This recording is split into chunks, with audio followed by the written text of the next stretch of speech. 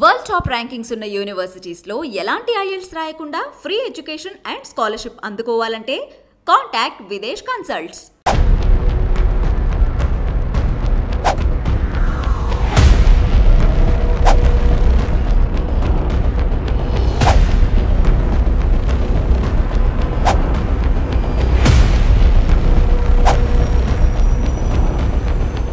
నేను 2018 జూన్ 18వ తేదీన మా అబ్బాయి ఇచ్చాడు, నేను కాదు ఇచ్చింది. ఇక్కడ HDFC బ్యాంక్ నుంచి ట్రాన్స్ఫర్ చేశాడు, అకౌంట్ ట్రాన్స్ఫర్. మా అబ్బాయి అక్టోబర్ 17 చనిపోయాడు అదే సంవత్సరం. నేను డిసెంబర్లో పోయి అడిగాను, అడిగితే చెక్ ఇచ్చాడు, ఇవ్వాల్సిన మాట వాస్తవమే అని.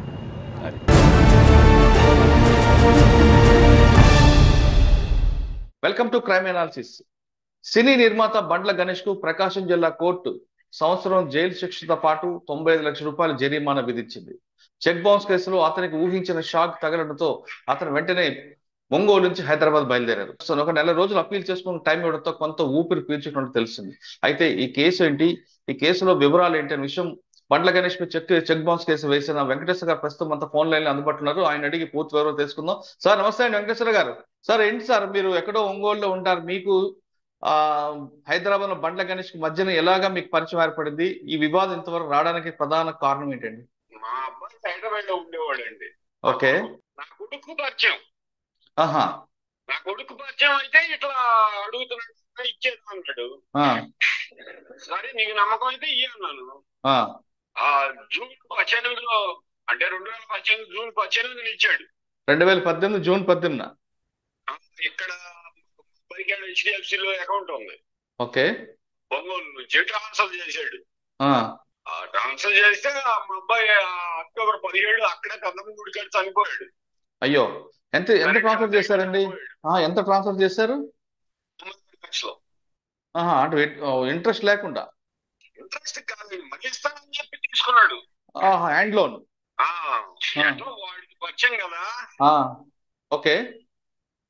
అది ఆ అబ్బాయి చనిపోయినాక పోయి అడిగాను, అడిగితే చెక్ ఇచ్చాడు. ఓకే. అది బ్యాంక్ కలెక్షన్ వెళ్తే బౌన్స్ అయింది. ఇక 19లోనే ఆడ కేసు వేసాం. అదండి. అంటే అప్పటి నుంచి కోర్టు చుట్టూ తిరుగుతున్నారా మీరు? తిరుగుతున్నారండి. ఆయన కూడా వచ్చాడా బండ్ల గణేష్? ఫస్ట్ ఒకసారి వచ్చాడండి, ఈ రోజు వచ్చాడు అంతే. సార్ 2019 నుంచి మీరు కోర్టులో వేసినప్పుడు అసలు వడ్డీ లేకుండా మీద డబ్బులు తీసుకున్న బండ్ల గణేష్ ఒక్కసారి కూడా సానుభూతి చూపించలేదా? డబ్బులు ఇస్తానని కానీ, తప్పు అయిపోయిందని కానీ? అబ్బాయి చూపిలేదండి. కొడుకు చనిపోయాడు అని బాధలో వెళ్ళినా సరే మీ పట్ల ఎలా మాట్లాడాడు? ఇచ్చాడు, చెక్ రాసి ఇచ్చాడు, ఇవ్వాల్సిన మాట చెక్ రాసి ఇచ్చాడు. ఆయనకి ₹1 పెద్ద లెక్కలే కాదండి. ఇచ్చే ఉద్దేశం ఉంటే ఇవ్వచ్చు. అంటే మీరు అప్పటి నుంచి 2019లో ప్రకాశం కోర్టులో వేశారు? నేను మాది ప్రకాశం జిల్లానే, ఇక్కడే వేసాను. అచ్చా. 19 నుంచి ఇవాళ ఆర్గ్యుమెంట్ ఏం జరిగిందండి? ఆర్గ్యుమెంట్ ఏమో సంవత్సరం జైలు శిక్షలో కోర్టుకు 10,000 కట్టమన్నారు, 95 లక్షలు ఇవ్వమన్నారు. అయితే ఒక నెల టైం ఇచ్చారు అప్పీల్కి. ఓకే. సార్ 95 లక్షల రూపాయలు మీరు ఇచ్చినట్టుగా ఎలాంటి ఆధారాలు చూపించారు? అంటే బ్యాంక్ ట్రాన్స్ఫర్ ఆధారం చూపించారా? బ్యాంక్ ట్రాన్స్ఫర్ కదండి, అది చూపించాడు. బ్యాంక్ వాళ్ళు కూడా వచ్చారు కోర్టుకి. ఓహో. సార్ జడ్జిమెంట్ అయిపోయిన తర్వాత ఏమైనా అన్నాడా బండ్ల గణేష్? అసలు ఏం మాట్లాడలేదు. సార్ ఇప్పటికైనా వస్తుందని మీకు ఆశ అయితే ఉంది? కోర్టు న్యాయం మీ పక్కన ఉంది కాబట్టి. నాకేం డౌటే లేదండి, వస్తుందనే. సార్ మధ్యలో ఏమైనా బెదిరింపులు ఏమైనా రాలేదా అటువైపు నుండి? మమ్మల్ని ఏం బెదిరిస్తారండి, మేము రైతులు వచ్చే మమ్మల్ని ఏం బెదిరిస్తారండి. సార్ మీకు న్యాయం జరిగింది మొత్తానికి? న్యాయం జరిగింది అనుకుంటున్నాను. వస్తుందండి, కోర్టు జడ్జిమెంట్ ఇచ్చింది కాబట్టి ఖచ్చితంగా ఆయన డబ్బులకు వస్తారు, తీసుకొని రావాలని కోరుకుందాం మనం కూడా. అంటే ఒకవైపు కొడుకు చనిపోయే బాధ, మరోవైపు డబ్బులు కోసం కోర్టు తిరగడం అనేది ఇంకో మరొక బాధలాగా ఉంది మీకు. అక్కడే ఉండేవాడు అండి హైదరాబాద్ లోనే అప్పట్లో. అక్కడ చనిపోయినాక ఇక మా బాధలు మాయలేండి, ఒకడే కొడుకు. అయ్యో, ఏం చేసేవారండి ఆయన? ఎలా చనిపోయారు? దసరా ముందు రోజు లైటింగ్ చేసి ఉందండి. ఆ రోజు వర్షం పడితే వాడు ఏదో అలా వైర్ ఏదో తగ్గిందాడు. అయ్యో. ఇంకా ఆడే స్పాట్ లోనే అటు ఇది అయింది. అయ్యయ్యో. అంటే పక్కన మా చెల్లెలు వాళ్ళు కూడా ఉన్నారు, అందరూ గుడికి వెళ్ళారు. ఏం చేస్తాం, మన కర్మ అనుకొని ఏడ్చుకుంటూ ఉన్నాం. అయ్యయ్యో. సరే అండి, మీ పోరాటానికి ఫలితం అయితే వచ్చింది ఈరోజు. అనుకుంటాను సార్. వస్తుందండి, ఖచ్చితంగా డబ్బులు వస్తాయి. మీకు మంచి అడ్వకేట్ ఉన్నారు, న్యాయం మీ పక్కన ఉంది కాబట్టి ఒక రోజు లేట్ అయినా ఖచ్చితంగా డబ్బులు వస్తాయని నమ్మకం. సరే సార్. ఓకే, థ్యాంక్ యూ అండి. థ్యాంక్ యూ వెంకటేశ్వర గారు. ప్రస్తుతం వెంకటేశ్వర గారు ఏ విధంగా డబ్బులు ఇచ్చారు అనే విషయాన్ని చాలా క్లియర్ గా చెప్పారు. ఇదే అంశంపై కోర్టులో ఈ రోజు న్యాయం గెలిచేలా వాదించిన అడ్వకేట్ శ్రీకాంత్ గారు మరి కాసేపట్లో మనతో జాయిన్ అవుతారు. సినీ నిర్మాత బండ్ల గణేష్ కేసులో మనతో మాట్లాడడానికి ప్రకాశం జిల్లా అడ్వకేట్ శ్రీకాంత్ గారు ప్రస్తుతం లైన్ ఉన్నారు. ఆయన ఈ కేసును వాదించి తన బాధిత పక్షం నిలబడి ఆయనకి న్యాయం చేసేలా వాదించారు. అసలు ఆ కేసు ఏంటి, ఫ్యాక్ట్స్ ఏంటి అనే విషయాన్ని శ్రీకాంత్ గారికి తెలుసు. శ్రీకాంత్ గారు నమస్తే అండి. నమస్తే సార్, ఈ చెక్ బౌన్స్ కేసులు అంటే 138 సాధారణంగా అక్విటల్ అవుతుంటాయి, వేయిపోతుంటాయి. కానీ మీరు ఈ కేసులో కన్విక్షన్ తీసుకొచ్చినందుకు, ఇక్కడ బండ్ల గణేష్ అవ్వచ్చు లేదా XYZ అవ్వచ్చు, కానీ కన్విక్షన్ తీసుకొచ్చేలా మీరు ఆర్గ్యుమెంట్ చేసినందుకు ఫస్ట్ మీకు చాలా కంగ్రాచులేషన్స్ అండి. Thank you. సార్, ఈ కేసు ఫ్యాక్ట్ తీసుకుంటే ఇందాక వెంకటేశ్వర గారు చెప్తున్నట్లుగా తన కొడుకు ఇచ్చాడని, తన కొడుకు ఇచ్చిన తర్వాత ఆయన చనిపోవడంతో చెక్ తీసుకున్న తర్వాత దాన్ని ఇవ్వకుండా సతాయించి ఇన్ని సంవత్సరాలు 2018 నుంచి తనతో కోర్టును తిప్పేలా చేశారని చెప్తున్నారు. కానీ ఒక కేసులో ఎటువంటి అంటే కనీసం రూపాయి ఇంట్రెస్ట్ కూడా ఆశించకుండా అంత దీనిగా బండ్ల గణేష్కి ఇచ్చినందుకు కొంతమైన కట్టిసి ఉండాలి కదా సార్? అవునండి, వాళ్ళ స్నేహం మీద బిజినెస్ పర్పస్ కోసం 2018లో ఇతని అకౌంట్ నుంచి అమౌంట్ ట్రాన్స్ఫర్ చేయడం జరిగిందండి. ఓకే. జరిగిన తర్వాత అన్ఎక్స్పెక్టెడ్ గా అతనికి హార్ట్ స్ట్రోక్ రావడం, చనిపోవటం జరిగింది. అలాగే 2019లో తర్వాత ఈ కార్యక్రమాలు అయిపోయిన తర్వాత వాళ్ళ నాన్నగారు పోయి పెద్ద మనుషులు తీసుకుని పోయి అడిగిన మీదట అతను కవరింగ్ లెటర్ తో పాటు చెక్ ఇచ్చాడండి. కవరింగ్ లెటర్ ఏంటంటే, మీ అబ్బాయికి ఇవ్వాల్సిన బాకీ తాలూకా నేను ఎక్నాలజ్ చేస్తా, ఈ అమ్మాయి చెక్ ఇస్తున్నానని ఇవ్వడం జరిగింది. ఓకే. తర్వాత అతను బ్యాంక్ లో అమౌంట్ ఉండే వేసుకోమని చెప్పటము, చెక్ బ్యాంక్ లో ప్రజెంట్ చేయటము, బౌన్స్ కావటము అన్ని జరిగినాయి. తదుపరి ఇక ఎన్నిసార్లు బౌన్స్ అయిన తర్వాత పర్సనల్ గాను లీగల్ నోటీస్ ద్వారా ఎన్నిసార్లు అడిగినా కూడా ఎటువంటి రెస్పాన్స్ లేదు. లేని మీదట కోర్టులో కంప్లైంట్ వేయటం జరిగింది. కంప్లైంట్ వేసినా కూడా అతను కోర్టుకు రాకుండా అతని ఇన్ఫ్లుయెన్స్ ఉపయోగించి చాలా ఇబ్బంది చేయటం జరిగిందండి. ఓకే. తదుపరి మేము కోర్టును ప్రెజర్ చేసి అతని మీద NBW ఇష్యూ చేయించడం, అది ఎగ్జిక్యూట్ చేయించడానికి ప్రయత్నం చేయటం, ఈ ప్రాసెస్ అంతా చాలా కష్టపడాల్సి వచ్చింది. ఓకే. అయినా కూడా ఏదో పిటిషన్స్ పెడతా కోర్టులో మ్యాటర్ డ్రాగన్ చేస్తా ఇన్ని సంవత్సరాల నుంచి చేస్తూ ఉంటే ఇక తప్పనిసరి పరిస్థితుల్లో మేము ఒక 6 months బ్యాక్ హైకోర్టుకు అప్రోచ్ అయ్యి ఫ్యాక్ట్స్ అన్ని హైకోర్టు వాళ్ళకి వివరించి కేసు ఎక్స్పీడియన్స్ గా డిస్పోజ్ చేయమని, విత్ ఇన్ 6 months లో డిస్పోజ్ చేయమని డైరెక్షన్ తెచ్చుకోవడం జరిగింది. ఓకే. దాని మీదట మన తరపున బ్యాంక్ వాళ్ళని ఎగ్జామిన్ చేసాము. ట్రాన్సాక్షన్ అమౌంట్ వీళ్ళ అకౌంట్ నుంచి అతని అకౌంట్ ట్రాన్స్ఫర్ అయినట్టు బ్యాంక్ వాళ్ళు ఎగ్జామిన్ చేసాము. ప్లస్ అతను ఇచ్చిన ఎక్నాలజ్మెంట్ లెటర్ ఉంది, చెక్ ఉంది. అయినా కూడా ఆయన ఫోర్జరీ అని సిగ్నేచర్ నాదే కానీ ఆయన ఫ్యాబ్రికేట్ చేశారు అని చెప్పడం జరిగింది. చెప్పడం జరిగిన మీద కోర్టు వారు కూడా ఏంటంటే, ఆల్రెడీ అతను సిగ్నేచర్ అడ్మిట్ అయ్యాడు కాబట్టి వన్స్ చెక్ మీద, అది ట్రాన్సాక్షన్ కూడా లీగల్ ట్రాన్సాక్షన్ కనపడుతుంది. చెక్ మీద సిగ్నేచర్ అడ్మిట్ అయ్యి ఎవరో థర్డ్ పార్టీస్ ని తీసుకొచ్చి వాళ్ళకి ఇచ్చిన చెక్ ను మీరు ఇట్లా మిస్యూజ్ చేసి వేశారు, మీకేం బాకీ లేదు అనే దాని మీద ఇన్ని రోజుల నుంచి నడుపుతా వచ్చారండి. ఫైనల్ గా ఈ 5 సంవత్సరాల నుంచి మేము చేసిన పోరాటానికి ఈ రోజు రిజల్ట్ వచ్చింది. ఓకే సార్, 5 సంవత్సరాలు మీరు పోరాటం చేశారు, కానీ డిఫెన్స్ సర్టిఫికేట్ తీసుకున్న పిల్లి ఏంటండి? డిఫెన్స్ సర్టిఫికేట్ అంటే ఇతను బిజినెస్ పర్పస్ మీద వేరే వాళ్ళకి ఎవరికో సెక్యూరిటీ పర్పస్ మీద ఈ చెక్ ఇచ్చాడని, దాన్ని మనం ఫిలప్ చేసుకుని వేసామని ప్లీ తీసుకున్నారు డిఫెన్స్ సర్టిఫికేట్స్. కానీ వాళ్ళ తరఫున ఎవిడెన్స్ ఏం పెట్టాల. ఈవెన్ ముద్దాయి కూడా బోన్లోకి వచ్చి సాక్ష్యం చెప్పడం కూడా జరగల. వన్స్ సిగ్నేచర్ చెక్ మీద సిగ్నేచర్ అడ్మిట్ అయితే బర్డెన్ కంప్లీట్ గా షిఫ్టెడ్ ఆన్ ది అక్యూజ్. అతను ప్రూవ్ చేసుకోవాలి, లేదు నేను లీగల్ అతనికి అటువంటి బాకీ లేదు, ఈ చెక్ నేను అతనికి ఇచ్చింది కాదనేది ప్రూవ్ చేసుకోవాల్సిన పూర్తి బాధ్యత అతని మీద ఉంటుంది. ఈ చెక్ బౌన్స్ కేసెస్ లో సిగ్నేచర్ కనుక అడ్మిట్ అయితే వన్స్ చెక్ మీద ముద్దాయి, అది కత్తి మీద సాగు లాంటిదే. పూర్తిగా సాక్ష్యాధారాలు ఏమీ లేకుండా ముద్దాయి దగ్గర చెక్ మీద సిగ్నేచర్ అడ్మిట్ కావడం జరిగింది ఈ కేసులో. అది మనం మిస్యూజ్ చేసామని కానీ మనకి అతను ఎటువంటి బాకీ లేదనేది కానీ అతను కోర్టులో రుజువు చేయలేకపోయాడు. ఇంకా పూర్తిగా కేసు అంతా అతని మీదకి వెళ్ళిపోయింది. వన్స్ మనం కనుక ఇనిషియల్ బర్డన్ మన మీద ప్రూవ్ చేసుకుంటే, మనం అమౌంట్ ఇచ్చినట్టు ట్రాన్సాక్షన్, అతను చెక్ ఇచ్చినట్టు రెండు రుజువు చేసుకోగలిగితే చెక్ కేసుల్లో ఇంకా బర్డన్ షిఫ్టెడ్ అంది అక్యూజ్. ఓకే సార్, డిఫెన్స్ వాళ్ళు మీ వేరే వాళ్ళకి ఇచ్చిన చెక్ ని వేసుకున్నారని చెప్తున్నారు, కానీ కవరింగ్ లెటర్ ఉంది కదండి. కవరింగ్ లెటర్ కూడా మీరు వైట్ పేపర్ దాని మీద మీరే ఫిల్అప్ చేసుకుని వేసుకున్నారు. మా సిగ్నేచర్స్ వేరే వాళ్ళ దగ్గర ఉన్నాయి, సెక్యూరిటీ పర్పస్ మీద ఇచ్చినవి. ఈ చెక్కు రెండు వాళ్ళ దగ్గర తీసుకుని యూజ్ చేశారని అంటారండి. కానీ అది అదేమి రుజువు చేయలేకపోయారు. థర్డ్ పార్టీ ట్రాన్సాక్షన్ ఉంది, వాళ్ళు మనకి ఇచ్చారనే విషయం. ఓకే సార్, సాధారణంగా అంటే బండ్ల గణేష్ కేసే కాకుండా కాస్త పక్కన పెడితే ఒక 138 చెక్ బౌన్స్ కేసులో బాధితులు డబ్బులు ఇచ్చేటప్పుడు ఎటువంటి జాగ్రత్తలు తీసుకుని ఇవ్వాలండి? సాధారణ ఫ్రెండ్షిప్ లో నడుస్తుంటాయి, హ్యాండ్ లోనే తీసుకుని ఇస్తుంటారు. సడన్ గా ఇటువంటి ఇష్యూస్ జరుగుతుంటాయి. జరిగినప్పుడు ఒకసారి కొంతమంది బండ్ల గణేష్ చెక్ ఇచ్చారు, కానీ మరి కొంతమంది నీ కొడుక్కి నాకు సంబంధం లేదు కొన్ని రివర్స్ అయిన కూడా కొంతమంది ఉంటారు. ఫస్ట్ ఆఫ్ ఆల్ ఏంటంటే ఎన్ఐ యాక్ట్ కేసెస్ అనేది రికవరీ కేసు అనేది కాదు, సివిల్ కేసు కాదు, ఇది కంప్లీట్లీ క్రిమినల్ కేసు. చెక్ ఇచ్చేదే ఎప్పుడంటే ఆల్రెడీ బాకీ ఉంటే బాకీ తీర్చడం నిమిత్తమే చెక్ ఇస్తారు.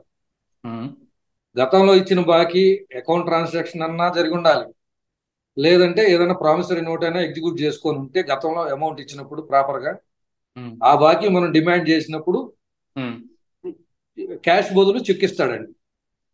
చెక్ మనకి వన్స్ అతను చెక్ రాసి ఇచ్చిన తర్వాత ఆ చెక్ డేట్ వేసిన తర్వాత చెక్ డేట్ మీద నుంచి 3 months వ్యాలిడిటీ ఉంటుందండి చెక్. 3 months లోపు మనం బ్యాంక్ లో ప్రజెంట్ చేసుకోవచ్చు చెక్ డేట్ దగ్గర నుంచి. 3 months లోపు ప్రజెంట్ చేసిన తర్వాత చెక్ కోర్టు నుంచి బ్యాంక్ నుంచి బౌన్స్ అయి వచ్చినాక బ్యాంక్ వాళ్ళు ఒకవేళ ఏదైనా కారణాల వలన చెక్ రిటర్న్ చేస్తారు, అమౌంట్స్ లేవు అని కానీ, లేకపోతే అతను మనకి చెక్ ఇచ్చి వాంటెడ్ గా అతను తర్వాత అకౌంట్ క్లోజ్ చేయటం కానీ, లేదంటే బ్యాంకులో పోయి స్టాప్ పేమెంట్ ఇవ్వటం కానీ, ఇవన్నీ చేస్తుంటారు. రకరకాల జిమ్మిక్కులు ఉన్నాయి ఈ మధ్య కాలంలో.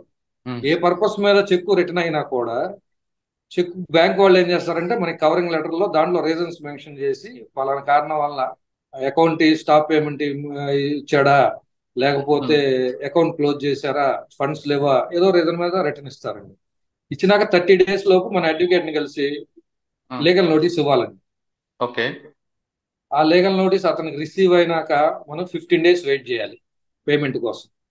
ఈ 15 days లోపు అతను పేమెంట్ ఇవ్వకపోతే నెక్స్ట్ 30 days లోపు మనం కన్సర్న్ కోర్టులో క్రిమినల్ కంప్లైంట్ దాఖలు చేస్తామండి. Section 200 and 200 CRPC and 138 of N act కింద కంప్లైంట్ ఫైల్ చేస్తాం. ఈ కంప్లైంట్ ఫైల్ చేసిన తర్వాత ఈ ప్రాసెస్ లో కోర్టు వాళ్ళు కంప్లైంట్ లో మనం అన్ని స్టాట్యుటరీ ప్రొవిజన్స్ అన్ని ఫాలో అయ్యావా లేదా చూసి నెంబర్ ఇచ్చి కాగ్నిజెన్స్ తీసుకుంటారు.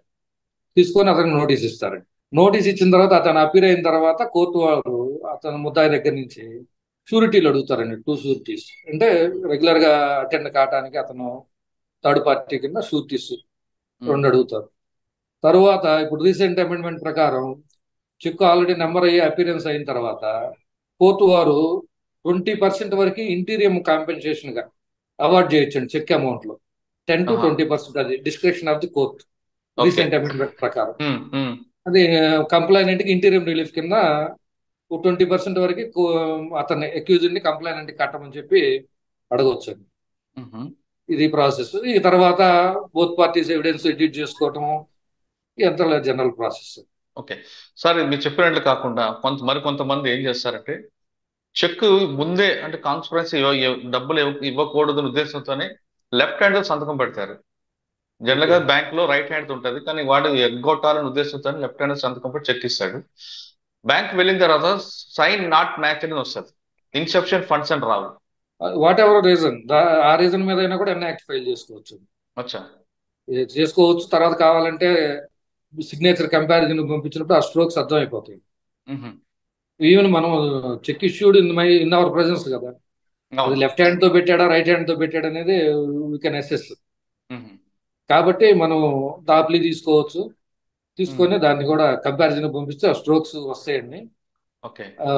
ఎక్స్పర్ట్ పంపించినప్పుడు అది మ్యాచ్ అవుతుంది.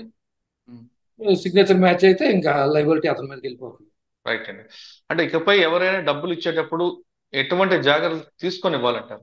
డబ్బులు ఇచ్చేటప్పుడు సరిపోద్దంటారా? చెక్కు అనేది డబ్బులు ఇచ్చేటప్పుడు తీసుకోరండి ఎవరు. అయితే అట్లా చెక్కు ప్రామిసరీ నోట్ ఒకేసారి తీసుకుంటున్నట్టు కనుక చెప్తే మనము ఎన్ఐ యాక్ట్ నిలబడదు. అవునా? ఓకే. ఆ చెక్ అనేది ఎప్పుడంటే మనం వన్స్ డబ్బులు ఇచ్చేటప్పుడు ప్రామిసరీ నోట్ ఎగ్జిక్యూట్ చేయించుకుంటాము. మనం దాని తాలూకా డబ్బులు అడిగినప్పుడే in alternative negotiable instrument act కింద డబ్బులు బదులు చెక్ ఇస్తారు. బ్యాంక్ లో అమౌంట్ ఉంటే మీరు డ్రా చేసుకోండి అని. అంతేగాని ఒకేసారి మనం అమౌంట్ ఇచ్చేటప్పుడే చెక్కు నోటు కనుక తీసుకున్నామని చెప్పి మనం కనుక అడ్మిట్ అయితే ఆ చెక్కుకు వాల్యూ ఉండదు. చెక్కు ఇష్యూ చేయాలంటే ఆల్రెడీ లీగల్ ఎన్ఫోర్సబుల్ డెట్ ఉండాలి. కానీ కొంతమంది హ్యాండ్ లోన్ తీసుకొని షూరిటీ కోసం చెక్కులు ఇస్తుంటారండి. ఈ చెక్ కాసేపు పెట్టుకోండి మీ దగ్గర, తర్వాత అమౌంట్ ఇచ్చినప్పుడు నాకు చెక్ రెట్నే ఉండండి. అవి ఎట్లయినా కూడా మనం అమౌంట్ ఇచ్చేటప్పుడు చెక్కు తీసుకున్నాం అనేది అది చట్ట ప్రకారం చెల్లదండి. చెక్ ఎప్పుడు చెక్ ఇస్తామంటే మనం అవతల వాడిని మనం డబ్బులు అడిగినప్పుడు, మనకి బాకీదారుని మనం డబ్బులు అడిగినప్పుడు in alternative cash issued cheque. అంతేగాని చెక్కు తీసుకొని డబ్బులు అప్పు ఇవ్వడం కరెక్ట్ కాదు. ప్రామిసరీ నోటు ఎగ్జిక్యూట్ చేసుకొని అప్పు ఇవ్వాలి. ఆ డబ్బులు రిటర్న్ ఇచ్చేటప్పుడు బై క్యాష్ కానీ లేదంటే త్రూ చెక్ కానీ తీసుకోవచ్చు. కానీ కొన్ని సంస్థలు ముందే ప్రామిసరీ నోటు చెక్కు తీసుకుంటాయి కదండి.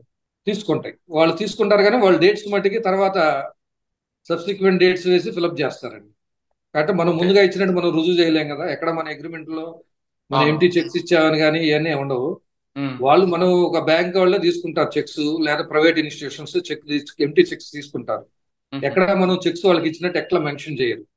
మనం ఎప్పుడో డిఫాల్ట్ అయ్యి బాకీ ఉన్నప్పుడు ఆ చెక్ ఆ డేట్ తో ఫిలప్ చేసుకొని ఆ అమౌంట్ పర్టికులర్ అమౌంట్ మెన్షన్ చేసి దాంట్లో మనం అప్పుడు ఇచ్చినట్టు బాకీ అడిగితే చెక్ ఇచ్చినట్టే రాసి మెన్షన్ చేస్తారు. ఓకే సార్, మరి కొంతమంది చెక్కులు తీసుకుంటారు కొన్ని ఫైనాన్స్ కంపెనీలు. తీసుకున్న తర్వాత అవతల వ్యక్తి డిఫాల్టర్ అయితే ఆ చెక్కుని ఆయన ఉన్న ఏరియాలో కాకుండా వేరే వాళ్ళ ద్వారా వేరే ప్లేస్ లో ఇస్తుంటారు. అటువంటి చెక్కులు చెల్లుతాయా? చెల్లుతాయండి. ఇప్పుడు అవునా? అంటే ఆయన సంబంధం ఉండదు, ఇచ్చిన వ్యక్తి ఈయన కాదు, ఏ అనేవాడు అప్పు ఇస్తాడు బి అనే వ్యక్తికి. కానీ తర్వాత ఏకి బికి మధ్య డిఫరెన్స్ వచ్చినప్పుడు ఏ అనే వ్యక్తి సికి చెక్ ట్రాన్స్ఫర్ చేసి సి ద్వారా వేరే ప్లేస్ లో ఇస్తాడు. కానీ సికి బికి ఎలాంటి సంబంధాలు ఉండవు.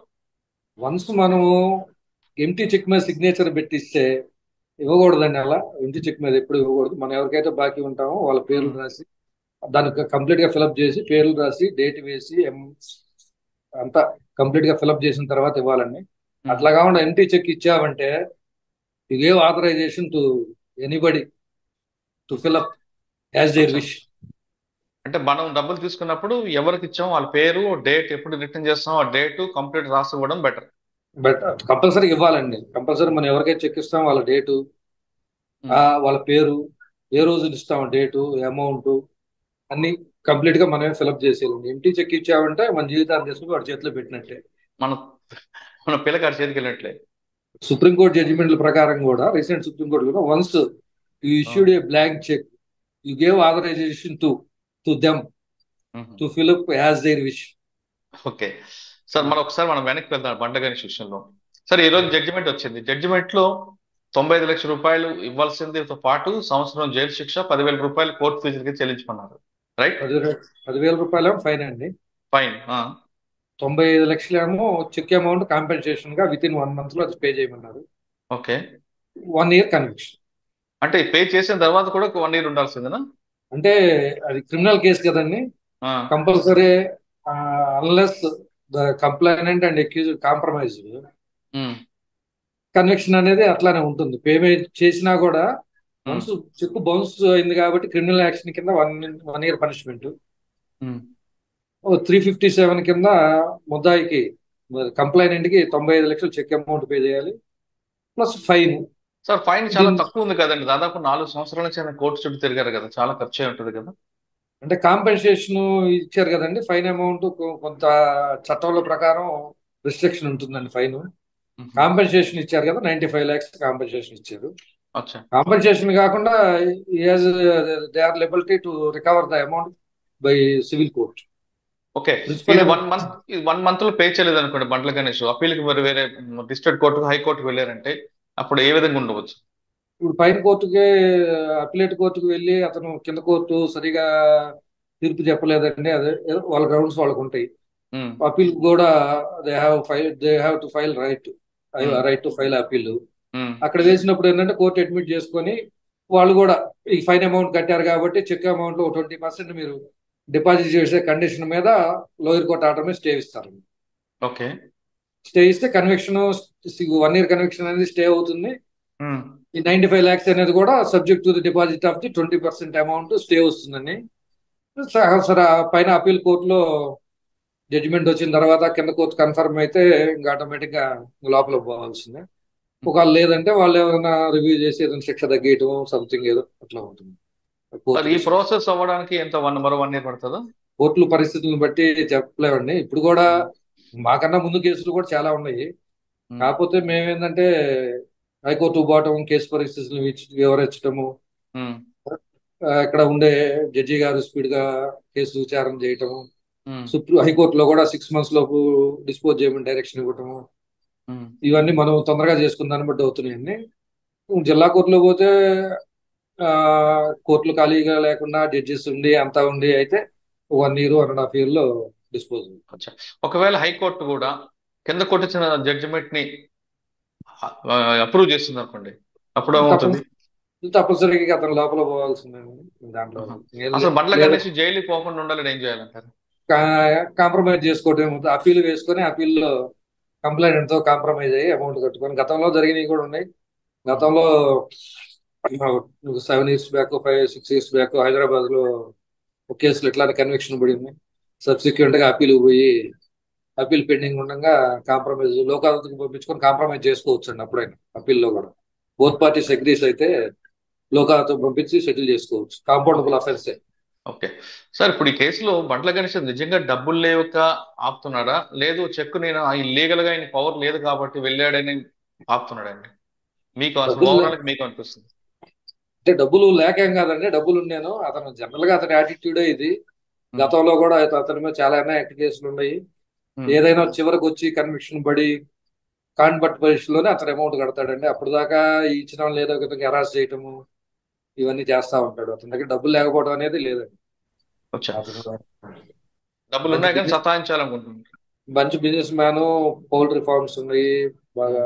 సార్, ఇప్పుడు ఈ కేసులో బండ్ల గణేష్ ఉన్నాయా లేవని కాస్త పక్కన పెడితే, మీరు చెప్తున్నట్లుగా డబ్బులు ఉండి కానీ లేకపోయినా చేసిన రేపు కోర్టుకి అంటే 1 month కోర్టు టైం ఇచ్చింది. 1 month లోగా వెళ్ళాలా? ఒకవేళ 1 month ఒకవేళ దాటిపోయింది అనుకోండి, వేరే బిజినెస్ లో పడి అప్పుడు ఏమవుతుంది? 1 month దాటిపోతే ఇంకా లోయర్ కోర్టు ఆర్డర్ ఎగ్జిక్యూట్ అవుతుంది. అచ్చా, కానీ కింద ఇప్పుడు మీ క్లయింట్ ఈ కోర్టులో ఎటువంటి పరిస్థితుల్లో కూడా దీనికి యాక్సెప్ట్ చేయొద్దు అంటే ఏమైనా హైకోర్టు వీని వెళ్ళొచ్చా? అంటే మనం అట్లా ఉండదండి. మనం వాళ్ళకి అట్లా రైట్ టు ఫైల్ అపీల్ ఉండిద్ది. కింద కోర్టు ఆర్డర్ మీద సమీక్షకు పోవచ్చు వాళ్ళు. మనం కాకపోతే మనం పోయి ఏం చేస్తామంటే, మనం అమౌంట్ డిపాజిట్ ఎక్కువ పర్సెంటేజ్ ఆఫ్ అమౌంట్ డిపాజిట్ చేయమని, పలానా కండిషన్స్ ఇంపోజ్ చేయమని మనం కోర్టును రిక్వెస్ట్ చేయొచ్చు. కోర్టు చట్ట ప్రకారం చట్ట పరిధిలో వాళ్ళు కోర్టు వాళ్ళు మూవ్ చేస్తారు. మనం ఏదైనా ఉంటే మన కేసు పరిస్థితిని బట్టి కొద్దిగా స్పీడీ డిస్పోజల్ కి మనం ట్రై చేయొచ్చు. ఆల్రెడీ అది జనరల్ ఇష్యూ కాబట్టి అతని యాటిట్యూడ్ కూడా ఇంతవరకు కోర్టులో దాదాపు 5 years జరుగుతుంటే only appearing 3 or 4 times court. అది కూడా కోర్టు కండిషనల్ ఆర్డర్ పాస్ చేసి తప్పనిసరిగా రావాలని దాని మీదే వచ్చాడండి. అతని యాటిట్యూడ్ కూడా కోర్టు వారు పూర్తిగా అబ్జర్వ్ చేసినట్టు అనుకోవచ్చు. ఓకే సార్, ఫైనల్ గా చెప్పండి సార్, ఇటువంటి సంఘటనలు ఇకపై జరగకుండా ఉండాలంటే అంటే డబ్బులు ఇచ్చే వ్యక్తి ఎలాంటి జాగ్రత్త తీసుకోవాలి?